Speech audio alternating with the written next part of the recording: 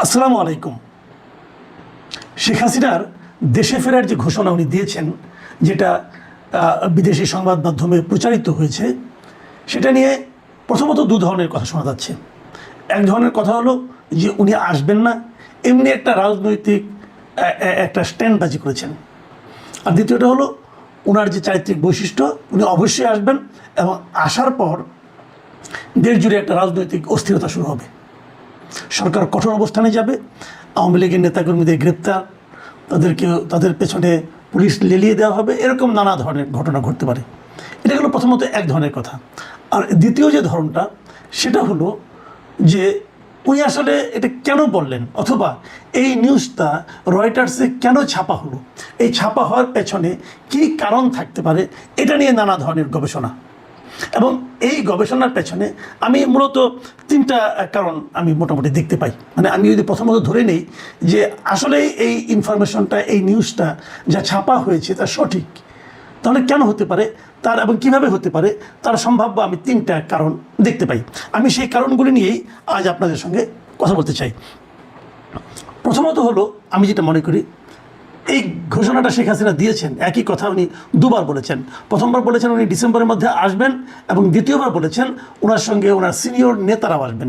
এর মধ্যে সিনিয়র নেতাদের মধ্যে দুজনের তো আমি ইন্টারভিউ দেখলাম, ভিডিও ইন্টারভিউ দেখতে পেয়েছি। একটা হলো আসাদুজ্জামান খান কামাল, যিনি স্বরাষ্ট্রমন্ত্রী ছিলেন, ওনার একটা বক্তব্য দেখলাম। উনি বলেছেন যে ওনার নেত্রী খুবই দূরদৃষ্টি সম্পন্ন, এবং উনি এখন বলেছেন তো ওনারা সবাই আসবেন। আরেকটা দেখলাম, মানে শেখ হাসিনা সর্বশেষ যিনি শিক্ষামন্ত্রী ছিলেন, মুহিবুল হাসান চৌধুরী নফেল, ওনার একটা ইন্টারভিউ দেখলাম। ওনারটা খুব গোছানো ইন্টারভিউ, এবং উনি বাংলাদেশের কী অবস্থা না অবস্থা এগুলো বর্ণনা করেছেন একটা সংবাদ মাধ্যমের কাছে। তো এই দুটোর ইন্টারভিউ দেখে কিন্তু আমার মনে হলো যে শেখ হাসিনার এই ঘোষণাটা ভারতে অবস্থানরত আওয়ামী লীগের নেতাদেরকে বেশ টাচ করেছে, এবং তারা এটা নিয়ে বেশ চিন্তিত, এবং মানে সেভাবে প্রস্তুতিও হয়তো অনেকে নিচ্ছেন। কিন্তু এর পাশাপাশি যে পয়েন্টটাকে আমার কাছে সবচেয়ে গুরুত্বপূর্ণ মনে হয়, সেটা হলো যে দেশে যারা আছে আওয়ামী লীগের নেতাকর্মী, তাদের মধ্যে কিন্তু এই ওনার এই ঘোষণাটা আমার কাছে মনে হয়েছে একটা টনিকের মতো কাজ করেছে। আপনারা মনে আছে নিশ্চয়ই যে 23শে জুন আওয়ামী লীগের যে প্রতিষ্ঠাবার্ষিকী ছিল, সেই প্রতিষ্ঠাবার্ষিকীকে কেন্দ্র করে সারা দেশে সরকার কিন্তু একটা বিশাল একটা নিরাপত্তা প্রস্তুতি নিয়েছিল। কিন্তু যে কারণে প্রস্তুতি নেওয়া, যে আওয়ামী লীগের লোকজন সেদিন রাস্তায় নামবে, মিটিং মিছিল করবে, তার কিছুই কিন্তু 23শে জুনে আমরা দেখতে পাইনি। কিন্তু তার আগে কিন্তু একটা আওয়াজ ছিল, একটা অনলাইনে এরকম একটা আলোচনা ছিল। এগুলো কিন্তু নানা ধরনের স্ট্র্যাটেজিক্যাল আপনার ব্যাখ্যা আছে। যেমন একটা ব্যাখ্যা আছে, তারা বারবার এভাবে আওয়াজ দিবে কিন্তু নামবে না, কিন্তু যেবার সরকারের প্রস্তুতি কম থাকবে সেবার তারা নামবে, এটা একটা হতে পারে। আবার আরেকটা হতে পারে যে এটা দেওয়ার মাধ্যমে নিজেদেরকে জানান দেওয়া, কিন্তু যারা জানানটা দিচ্ছেন, মানে অনলাইনের পেছনে যারা আছেন, তাদের সঙ্গে আসলে মাঠের নেতাকর্মীদের খুব একটা যোগাযোগ নেই, যে কারণে মাঠের নেতাকর্মীরাও ওই ঘোষণাটাকে ভালোভাবে নেননি। এই যে ভালোভাবে না নেওয়াটা, এটা কিন্তু একদম অমূলক কিছু না। অমূলক না এই কারণে, দেখেন একটা প্রশ্ন কিন্তু এই দেশের আওয়ামী লীগের নেতাকর্মীদের মধ্যে বারবার এসেছে। তারা বলেছেন যে এই যে 5ই যে অগাস্টের যে ঘটনাটা ঘটলো 2024 সালে, এই ঘটনায় অনেক লোক চলে গেছে দেশ ছেড়ে, অনেকে আহত হয়েছে, অনেকে মারাও গেছে, অনেকে গ্রেপ্তারও হয়েছে। বাট ইন্টারেস্টিংলি শেখ হাসিনা কিংবা তার পরিবারের, মানে শেখ পরিবারের কেউ কিন্তু ধরা পড়েনি। সবাই দেশের বাইরে চলে গেছে, সবাই।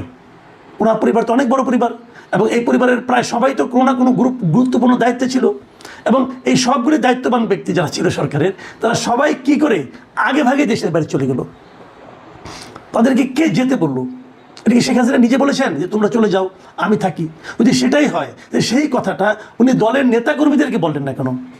সারা দেশের নেতাকর্মীদের অসহায় অবস্থায় রেখে উনি নিজের পরিবারের সবাইকে নিরাপদে বিদেশে পাঠিয়ে দিতে বললেন কেন? এই প্রশ্নটা কিন্তু আওয়ামী লীগের অনেকের মধ্যে এখন অলরেডি কিন্তু আলোচিত হচ্ছে। তো সেই আলোচনার কোনো জবাব কিন্তু আমরা পাইনি। শুরুর দিকে আমার কাছে মনে হয়েছিল যে আওয়ামী লীগ বোধহয় নতুনভাবে গড়ে উঠবে, এই নতুন লোকগুলির মাধ্যমে গড়ে উঠবে। এটা উঠতে পারতো যদি আওয়ামী লীগকে স্বাভাবিক গতিতে চলতে দেওয়া হতো, যে কাজটা ডক্টর ইউনূসের অন্তর্বর্তীকালীন সরকার করেনি। এবং অন্তর্বর্তীকালীন সরকার এই কাজগুলো না করার মাধ্যমে বরঞ্চ আওয়ামী লীগের স্থানীয় নেতাকর্মীদেরকে চাপের মুখে রাখার কারণে এরা বাধ্য হয়েছে ওই পালিয়ে থাকা সুবিধাবাদী নেতাদের অনুসরণ করতে, তাদের নেতৃত্ব মেনে নিতে। কোনো উপায় ছিল না স্থানীয় নেতাকর্মীদের। তো এভাবে কিন্তু আমি মনে করি শেখ হাসিনা, শেখ পরিবার এবং আওয়ামী লীগের যে দুর্বৃত্ত নেতৃত্ব, তাদের পুনর্বাসনের ক্ষেত্রে তো পুনর্বাসনের যতটুকু সম্ভাবনা তৈরি হয়েছে সেটার পেছনে আসলে সবচেয়ে বড় ভূমিকা রেখেছেন ডক্টর ইউনূস এবং তার সরকার। যা হোক, এখন যে বাস্তবতা, এই বাস্তবতায় শেখ হাসিনা যদি আসেন তাহলে উনি কিন্তু বলেছেন উনি ওনার সিনিয়র নেতৃবৃন্দদের নিয়ে আসবেন।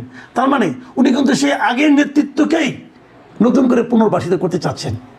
এই জিনিসটা আওয়ামী লীগের জন্য কতটুকু ভালো হবে এটা আমার কাছে সন্দেহ আছে। কিন্তু কারণ আমি মনে করি আওয়ামী লীগের যে পতনটা হয়েছে, যেভাবে আওয়ামী লীগের সরকারকে চলে যেতে হয়েছে, সেই অপরাধটা, সেই ভুলটা শেখ হাসিনা তার দ্বিতীয় ইন্টারভিউ কিছুটা স্বীকার করলেও নেতৃত্বের যে দুর্বলতা সেটা কিন্তু উনি স্বীকার করেন নাই। এবং সেই নেতৃত্বের অনেকে কিন্তু ওখানে থেকে, ইন্ডিয়া থেকে অথবা বাইরে থেকে নানা রকম কিন্তু হুঙ্কার দিচ্ছেন। ওবায়দুল কাদেরের মতো লোক বলছে চোখের বদলে চোখ তুলে নেবে। এই সমস্ত হুমকি কিন্তু আমার কাছে মনে হয় না আমাদের দেশের রাজনীতিতে সাধারণ মানুষের মধ্যে কোনো ইতিবাচক ফল আনবে। আরেকটা কারণ আমি বললাম তিনটা কারণ।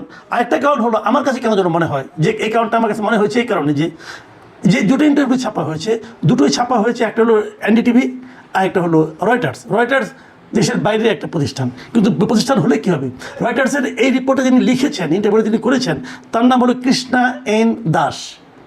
মানে কৃষ্ণা এন দাসের অর্থ হলো উনি ভারতের বংশোদ্ভূত। তার মানে উনি ভারতে, ওনার লেখাগুলিতে ভারতের পারপাস কিছুটা সার্ভ হতে পারে বলে কেউ কেউ সন্দেহ কিন্তু করতেই পারেন। এবং অনেকে যেমন কথা বলেন যে এই সমস্ত আন্তর্জাতিক সংবাদ মাধ্যমগুলোর যারা নাকি ভারতীয় রিপোর্টার যারা আছেন তাদের উপর, তাদের বক্তব্যের উপর, তাদের কাজের উপর অতটা ভরসা রাখা যায় না। কারণ তাদের বক্তব্য এবং কাজের মধ্যে ভারতের স্বার্থ সিদ্ধির একটা বিষয় থাকতে পারে। এবং এখানেও এই কৃষ্ণা এন দাসের রিপোর্টটাতে, এই ইন্টারভিউটাতেও সেই একই রকম কথা অনেকে বলছেন। আমাদের বাংলাদেশের একজন লোক যিনি এই মুহূর্তে পাকিস্তানে আছেন, উনি বাংলাদেশের এক সময় লেখালেখির সঙ্গে জড়িত ছিলেন, মিস্টার মাসকুয়াত হাসান। উনি চমৎকার একটা সোশ্যাল মিডিয়া একটা পোস্ট দিয়েছেন এবং সেখানে উনি বলেছেন, আমি ওনার লেখাটা আপনাদেরকে বরং পড়েই শোনাই।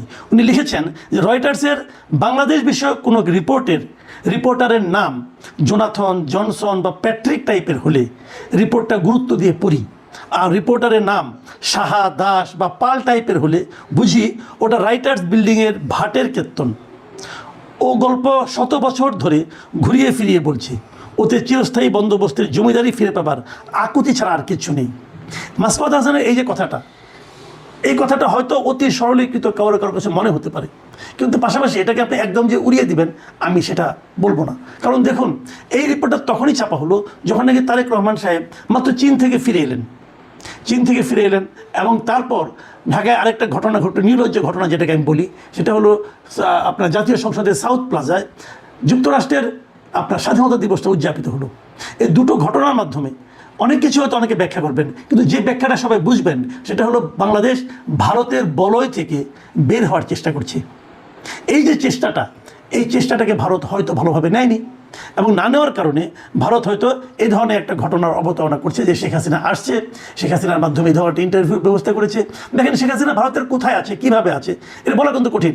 আমরা হয়তো বলবো উনি ভারতের আতিথ্য বরণ করে আছেন, তো অতিথিকে কোথাও দেখা যায় না কেন, কোথাও কিন্তু তাকে প্রকাশ্যে দেখা যাচ্ছে না। তাহলে উনি কি ভারতের কাছে এক ধরনের গৃহবন্দী অবস্থায় আছেন না কী অবস্থায় আছেন আমরা কেউ জানি না। সেখান থেকে মাঝে মাঝে ভারতীয় বংশোদ্ভূত বিভিন্ন সাংবাদিককে উনি ইন্টারভিউ দিচ্ছেন। তো এখন সেগুলো উনি কী বলেছেন অথবা কী বলতে চাচ্ছেন অথবা কী বলানো হচ্ছে ওনাকে দিয়ে, এই সবই কিন্তু এই ভুয়া রাজনীতির প্রেক্ষিতে আপনি একবার করে চিন্তা করতে পারেন। কেউ কেউ তো এমনও বলেন শেখ হাসিনা কি আদৌ এগুলি বলেছেন নাকি ভারত এগুলি বলতে চাচ্ছে বলেই বলানো হচ্ছে, এই প্রসঙ্গটা কিন্তু আসতে পারে। তৃতীয় একটা পয়েন্ট এটাও হলো যে এই ধরনের বক্তব্যের মাধ্যমে বাংলাদেশ সরকারের কি প্রতিক্রিয়া হলো। সরকারের প্রতিক্রিয়া আমার কাছে খুব সুবিবেচনা প্রসূত মনে হয়নি। দেখুন, আগেরবার যখন উনি বক্তব্য দিলেন তখনও দেখলাম তথ্য বিবরণীতে বলা হলো যে ওনার বক্তব্য প্রচার করা যাবে না এই মর্মে। কবে করলো? যেদিন বক্তব্য প্রচারিত হয়ে গেছে তারপর দিন। এবারও দেখলাম একই কথা, যে যেদিন বক্তব্য প্রচারিত হয়ে গেল তারপর দিন সরকার বলছে ওনার বক্তব্য প্রচার করা যাবে না। তো এই দুটোই সরকারের এই বক্তব্যই কিন্তু আসলে কোনো রকম কার্যকারিতা বহন করে না। তাহলে সরকার এটা বলছে কেন? বলছে এই কারণে যে ওনারা কি নিজেদের অবস্থানটাকে একটু ক্লিয়ার করতে চাচ্ছেন যে না আপনি এটা ছেপেন না, না ছাপলেই ভালো হতো, এই ধরনের কিছু একটা। সেটা কেন, কী প্রয়োজনেতে? আমি যে কথাটা কালকে বলেছিলাম, তাহলে কি সরকার ভয় পেয়েছে? সরকার কি বিচলিত বোধ করছে? সম্ভবত করছে। এটা না করলে ভালো হতো, সম্ভবত করছে। কী কারণে বলছি আমি একটা ঘটনা বলি। প্রথমবার যখন ওনার এইবার যখন দুদিন আগে যখন নাকি বলা হলো উনি ডিসেম্বরে আসবেন, তখন আমি এই আন্তর্জাতিক অপরাধ ট্রাইব্যুনালের যে chief prosecutor mister Aminul Islam ওনাকে বলতে শুনলাম উনি বললেন যে ডিসেম্বরে কোনো পারলে এখনই আসুক। আমার কাছে কিন্তু ওনার কথাটা তখন ভালো লেগেছিল। কিন্তু আজকে উনি আরেক কথা বললেন। আজকে উনি বলছেন যে কথাটা, উনি বলেছেন যে ভারতের নির্বাসিত সাবেক প্রধানমন্ত্রী ও মৃত্যুদণ্ডপ্রাপ্ত আসামি শেখ হাসিনার দুই দেশের সরকারের পারস্পরিক সমঝোতা ছাড়া বাংলাদেশে এসে সরাসরি আত্মসমর্পণের কোনো আইনি সুযোগ নেই। তিনি দেশে ফিরলে তাকে গ্রেপ্তার হয়ে কারাগারে যেতে হবে, এই কথা উনি বললেন। আচ্ছা, এই যে কথাটা ঠিক আছে, দুই দেশের মাধ্যমে একটা সমঝোতার মাধ্যমে আসবে। যদি উনি তাছাড়া এমনি আসতে চান, সমস্যাটা কোথায়? আপনার কি দরকার? আপনার দরকার এই ভদ্রমহিলাকে আপনার আওতার মধ্যে পাওয়া। উনি যদি বলেন আমি যাব, তাহলে বাংলাদেশ সরকার, বাংলাদেশের ওখানে দূতাবাস আছে, তাদের ইমিডিয়েট তাকে একটা ট্রাভেল ডকুমেন্ট দিলে সমস্যাটা কি? কারণ তাহলে তো আপনি ওনাকে তাড়াতাড়ি পাচ্ছেন। যত তাড়াতাড়ি আপনি ওনাকে পাবেন, তত তাড়াতাড়ি আমি মনে করি ওনার উপস্থিতিতে বিচার হওয়াটা হলো সবচেয়ে ভালো। ওনার অনুপস্থিতিতে বিচার করে বাহাদুরি দেখানোর মধ্যে তো কোনো কিছু নাই, এটা তো পাবলিক ভালোভাবে নেবে না। কাজে উনি যদি আসতে চান, আমি তো মনে করি বাংলাদেশের পররাষ্ট্র মন্ত্রণালয় উচিত ওনার জন্য একটা ট্রাভেল ডকুমেন্ট রেডি করে রাখা, যে আপনি যেই মুহূর্তে যেতে চাইবেন সেই মুহূর্তে আপনি যান। এবং উনি এলে উনি গ্রেপ্তার হবেন, যে কথাটা আমিরুল ইসলাম সাহেব বললেন, অসুবিধা তো নাই। উনি তো বলেন নাই উনি গ্রেপ্তার হবেন না, উনি তো এই কথাটাই বলেছেন যে উনি গ্রেপ্তার হতে চান, আইনি লড়াই করতে চান। তো সমস্যাটা কোথায়? আমি মানে এগুলো নিয়ে আরও আলাপ হবে হয়তো আগামীতে কয়েকদিন, কিন্তু আমি মনে করি এই মুহূর্তে এটা খুবই একটা আলোচিত বিষয় যে শেখ হাসিনা আসবেন কি না, আসলে কেন আসবেন, আসলে কবে আসবেন, এবং উনি এলে পর কী প্রতিক্রিয়া হবে সরকারের মাঝে, দেশের মধ্যে, জনগণের মধ্যে, তার দলের মধ্যে।